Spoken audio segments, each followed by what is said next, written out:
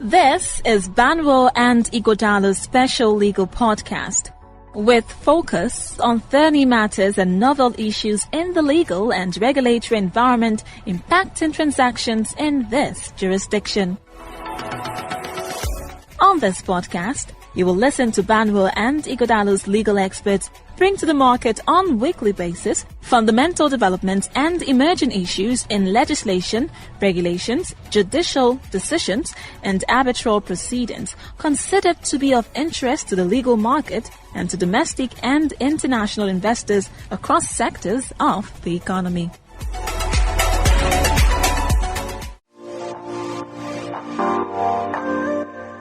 Welcome to another episode of Banwo and Ighodalo's podcast.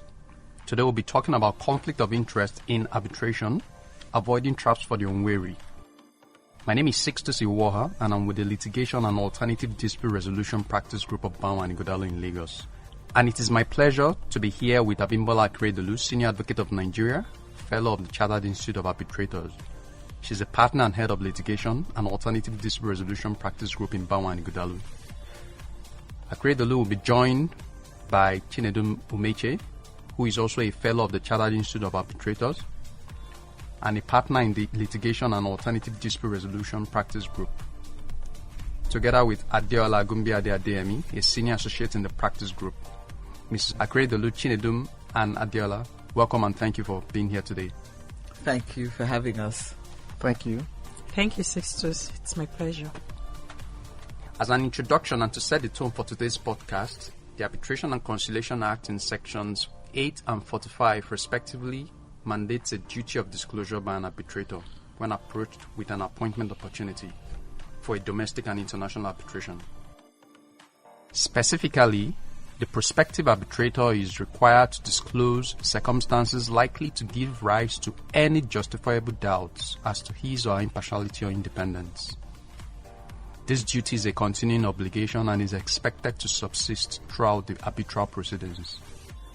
In a potential conflict scenario, both provisions also permit parties to challenge an arbitrator within 15 days of becoming aware of the constitution of the arbitral tribunal or of becoming aware of the conflict scenario, as the case may be. While these provisions on the face appear very simple and straightforward, the application and interpretation within the context of factual scenarios is not always as simple. What is more, the Arbitration and Conciliation Act itself does not provide much direction on the yardstick or guidelines for evaluating circumstances likely to give rise to any justifiable doubts as to an arbitrator's impartiality or independence. As a result, each case is decided on a case-by-case basis, having regard to domestic case law, drawing inferences sometimes from case law in litigation on similar matters, foreign decided cases, and soft laws such as the International Bar Association Guidelines on Conflict of Interest in International Arbitration, also known as the Iba Guidelines. What we intend to achieve in this podcast is to unpack some of the recent decisions on conflict of interest in Nigeria and the recent decision of the United Kingdom Supreme Court in Halliburton Company against Chubb Bermuda Insurance Limited on arbitrators' conflict and its implications. We also intend to discuss some of the conflict situations provided in the IBA guidelines. The ultimate goal for us is to shed some light on the subject and hope that some of the insights that we will share will provide guidance to both parties and counsel alike on factors to bear in mind during the appointment process, especially because the question of conflict is becoming one of the go-to reasons for setting aside an award or even to annul an arbitral award. I'm going to start with Adeola. Can you please provide a quick summary of some of the recent decisions on conflict of interest in arbitration within the context of a Nigerian-seated arbitration and any noticeable pattern from both cases? Of course, thank you, sisters. And you were very right about conflict of interest becoming, the ammunition in the hand of a party who is not happy with the eventual award to apply to set aside the award or annul, as they say in some jurisdiction. Two cases that come to mind within the Nigerian context is the Gobowen and Haxis case, which was decided by the Federal High Court in 2015. In that case, Gobowen had applied to set aside the final award on the basis that Axis respondent lead counsel and one of the arbitrators in that case had a very close family relationship, that they are brother-in-laws. And then Goberwen also sought to rely on some other grounds, the fact that Axis lead counsel, is a director in one of the companies providing secretarial services to Axis, and the fact also that in that company providing secretarial services to Axis, you also have another partner in the law firm of Axis Counsel who is a director and shareholder in that company. Eventually, the court gave its decision mainly on the first ground, which is the one that had to do with the fact that Axis lead counsel and one of the arbitrators are brother-in-law, and the court said that the situation created a very real conflict scenario. The second case is the case of the High Court of Lagos State in Global Gas and Refinery Limited versus Shell Petroleum Development Company, which was handed down in February 2020. In that case, the applicant's grouse was that the presiding arbitrator had previously issued an expert opinion as a barrister in a litigation involving the respondent and Bodo community in Gokana, Ogoni, Rivers State. So the respondent had later clarified that because the presiding arbitrator is a senior advocate of Nigeria, so what he had done was that with another Nigerian lawyer, they had provided an expert opinion to the English court on damages under Nigerian law, and that the expert opinion, rather, in that case, was in fact provided on behalf of the parent company of the respondent and not the respondent itself. Second grouse of the applicant in that case is that the presiding arbitrator, the co-arbitrator and the respondent counsel were respectively member, vice chairman and chairman of board of governors respectively of the same arbitral institution, and it did appear that the appointment of the presiding arbitrator to the board of that arbitral institution was actually done during the pendency of the arbitration. Again, just like in the Goberwen's case, the court simply hinged its decision on the first ground, which is that the presiding arbitrator in that case had previously provided an expert opinion to the parent company of the respondent, and the court said that the situation created an appearance of conflict, and the court also made a remark that the president of the tribunal ought to have resigned. I mean, that statement has sparked a lot of controversy and commentary in recent times, but for present purpose, it suffices to say in relation to whether there's any noticeable pattern between both cases, to say that there was a lot of reliance by the Federal High Court on the Iba Guidelines, even though the court had relied on the 2004 version instead of the 2014 version, but you see a lot of similarities between the 2004 version and the 2014 version. Whereas in the second case, the courts really it didn't seem like the courts relied on the Iba Guidelines. It looked more like the courts relied on the Arbitration and the Conciliation Act, and an English case that's decided by the English Court of Appeal. Then in the second case, it wasn't very clear, the timeline when the presiding arbitrator had provided this expert opinion, because personally I think it would have given some sort of inkling as to whether there is a conflict or not. Thank you, Adelia, for that helpful background. I think one thing that agitates one's mind is that except for sections 8 and 45 of the Arbitration and Conciliation Act, there is no other provision in the Arbitration and Conciliation Act that expressly addresses conflict of interest the way both sections do. Yet there is a time limit within which the question of conflict must be raised, that is within 15 days of the constitution of the tribunal, or within 15 days of becoming aware of the conflict scenario. In fact, the mandatory word in both provisions is shall. Yet, what we have seen in these two cases and several others is that the issue of conflict is raised after the final award has been issued and as a ground for setting aside the award.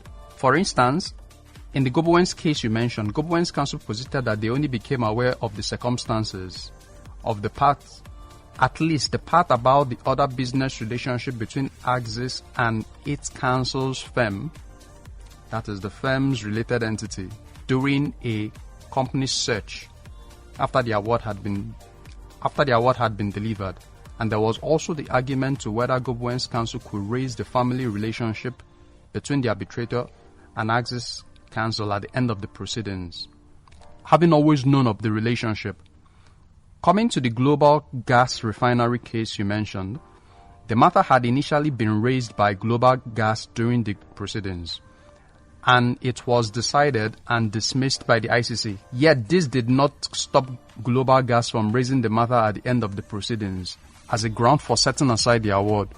Both cases appear to be an easy bypass of the time limits in sections 8 and 45 of the Arbitration and Conciliation Act. Chinedum, could you please provide some insights on the apparent tension between the prescribed time limits and seemingly bypass of that time limit? Thank you, Sixtus. Well, I think the fact that impartiality and independence is at the heart of any adjudicatory proceeding makes it easy to bypass the time limits, I must say. It doesn't also help that these two principles, that is, independence and impartiality, are intrinsic to the principles of fair hearing and any adjudicatory proceedings. I mean, lawyers are quite familiar with the concept of that no one shall be a judge in his own case. This is one of the twin pillars of fair hearing. So impartiality, which means unbiased and disinterested, is also intrinsic to the principles of fair hearing.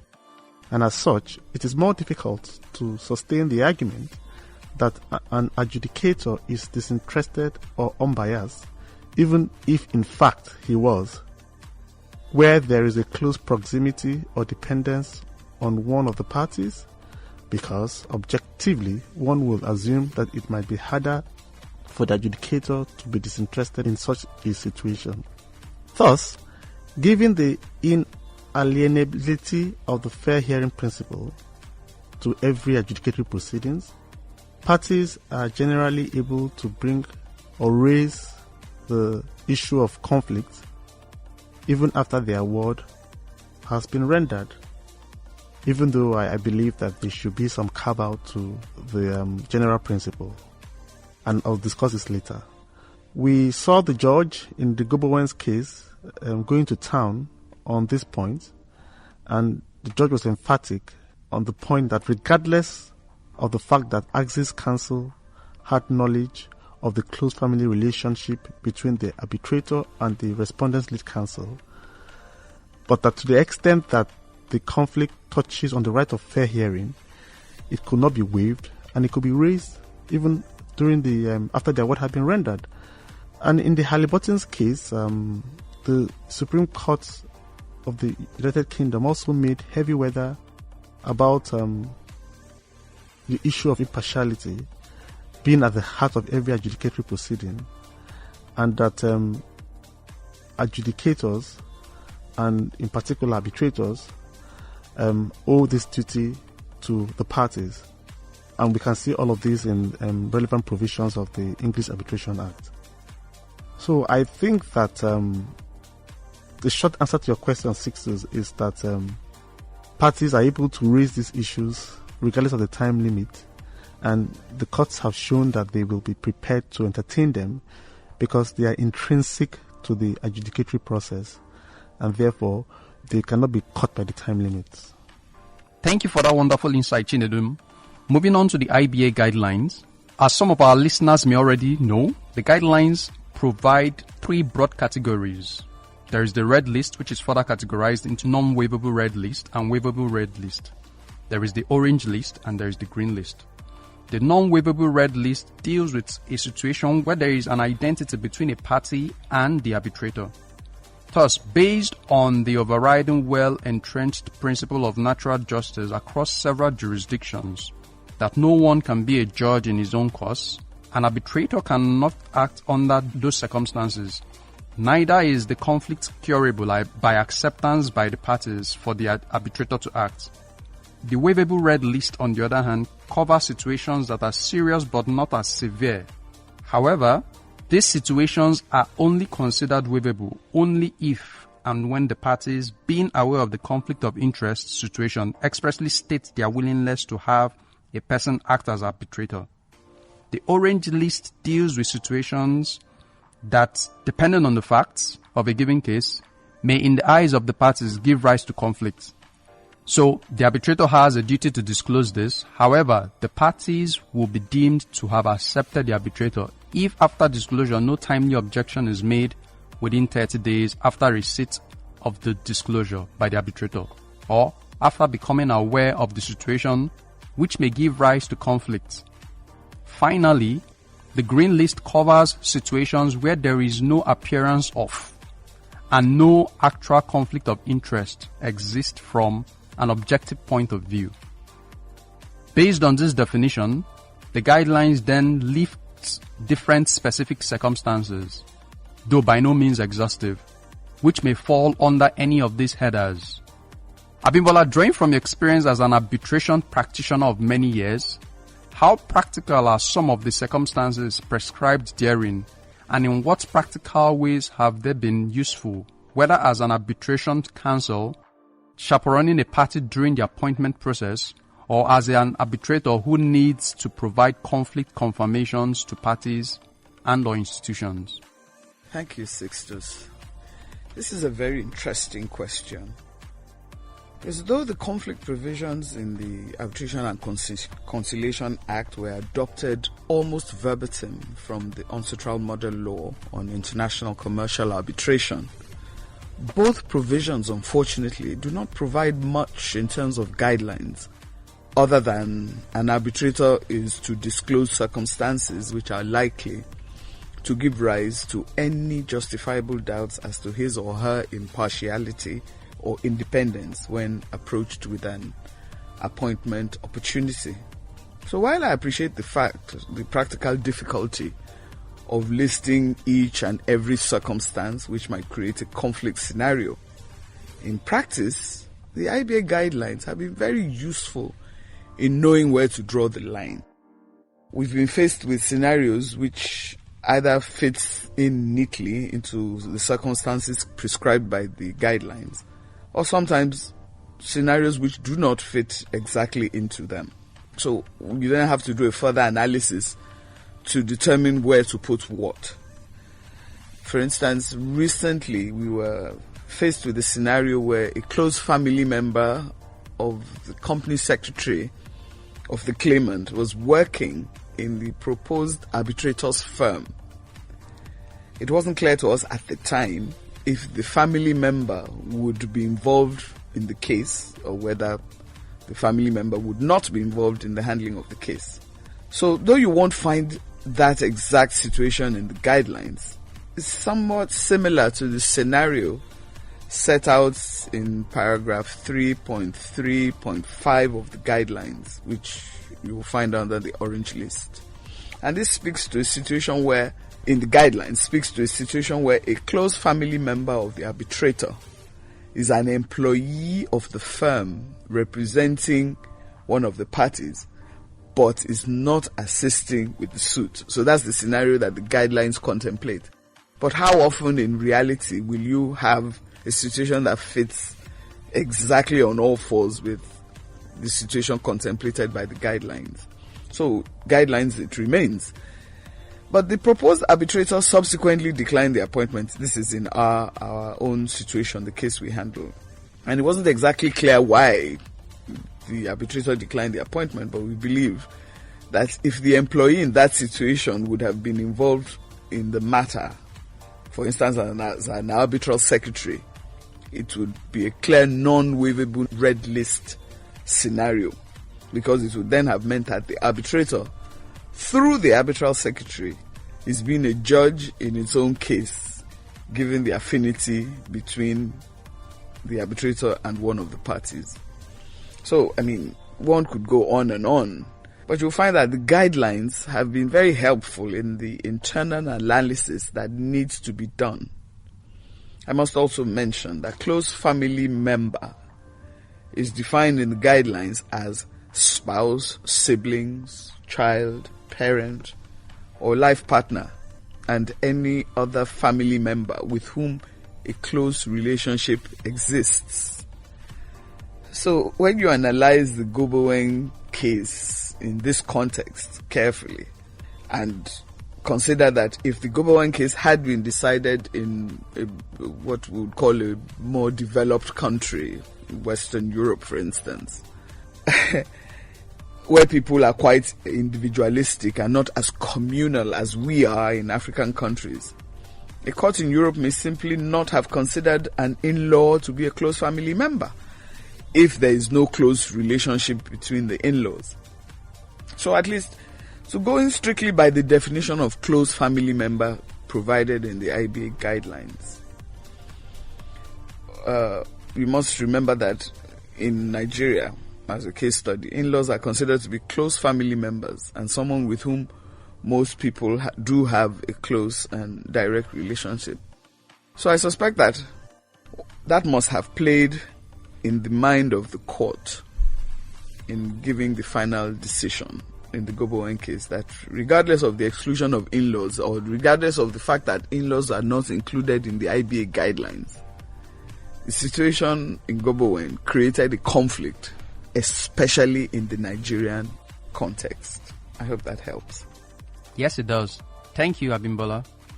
Now, coming to the English Supreme Court's decision handed down in November 2020, that is the decision in Halliburton Company against Chubb Bermuda Insurance Limited, which in effect clarified the English law position regarding conflict of interest by arbitrators.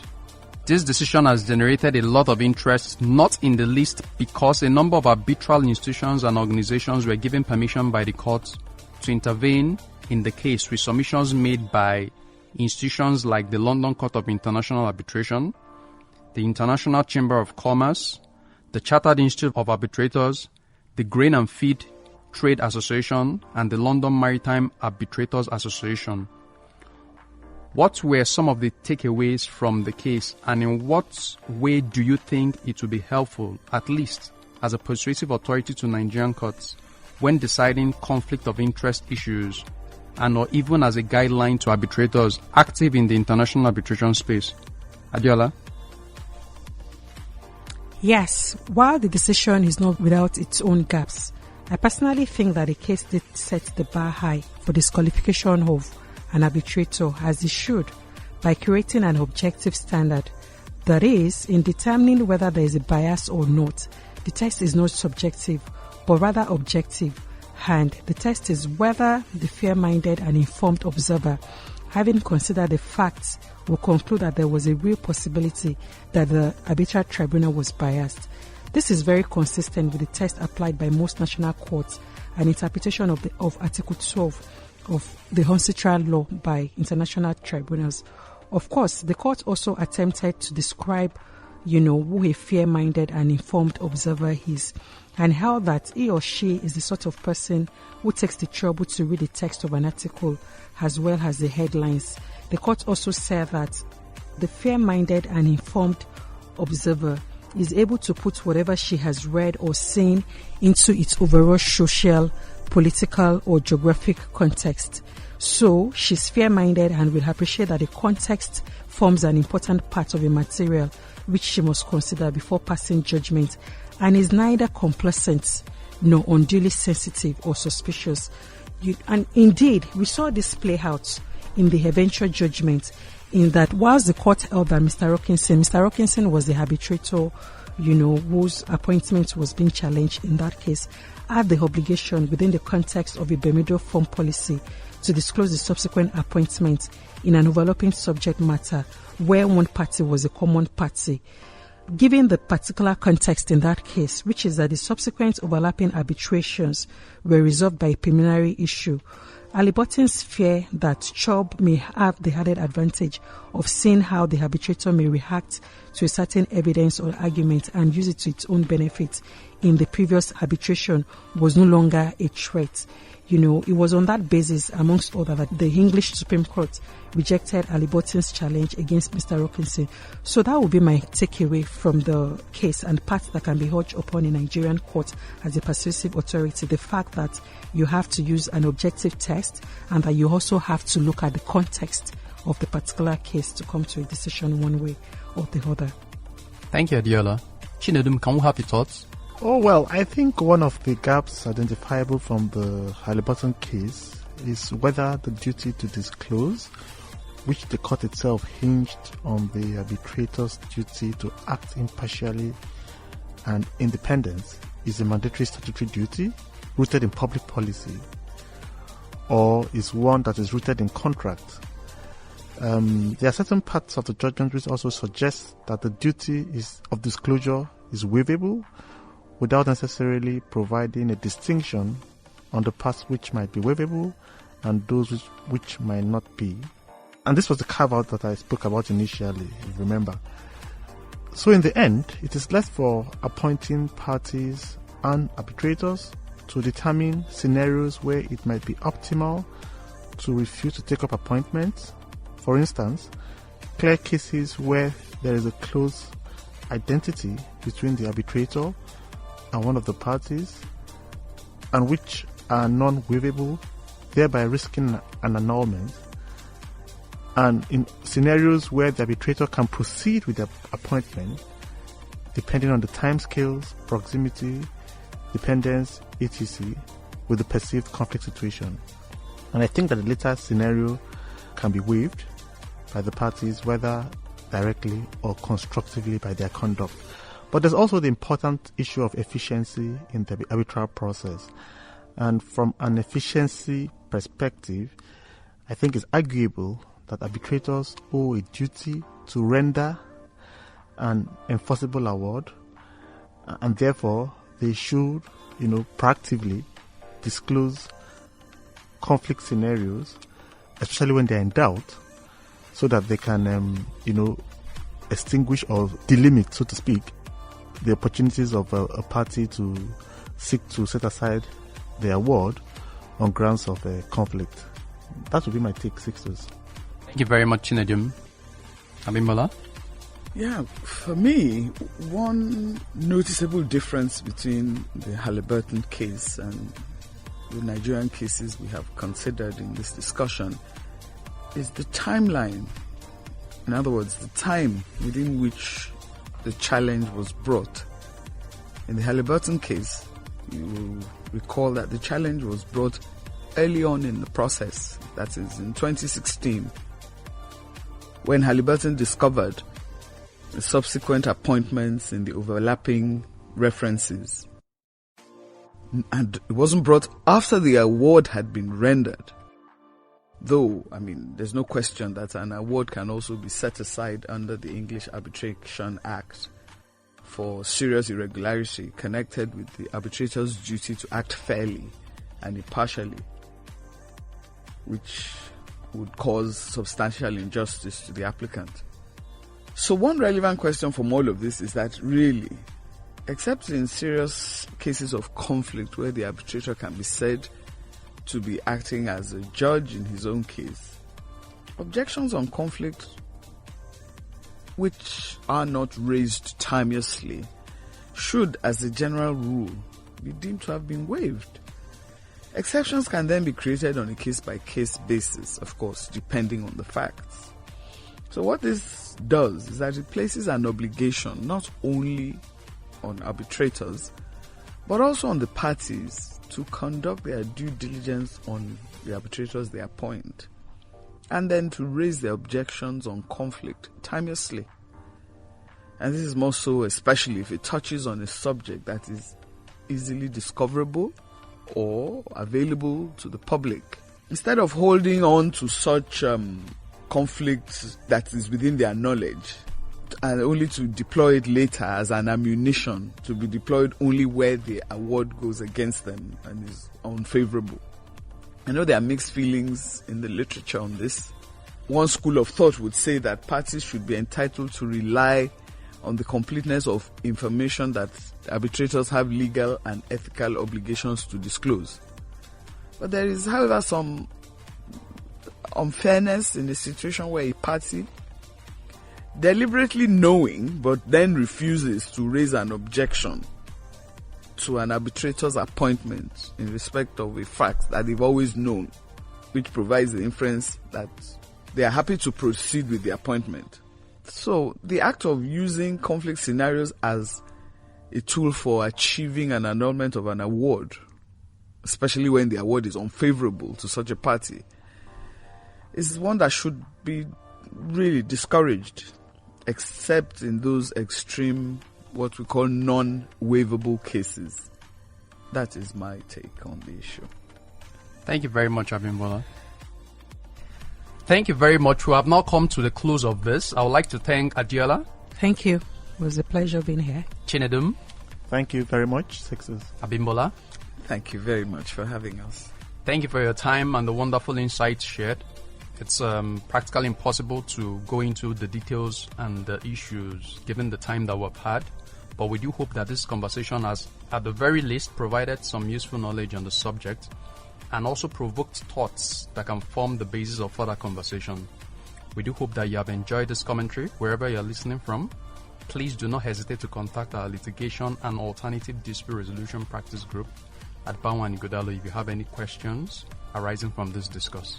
Thank you very much.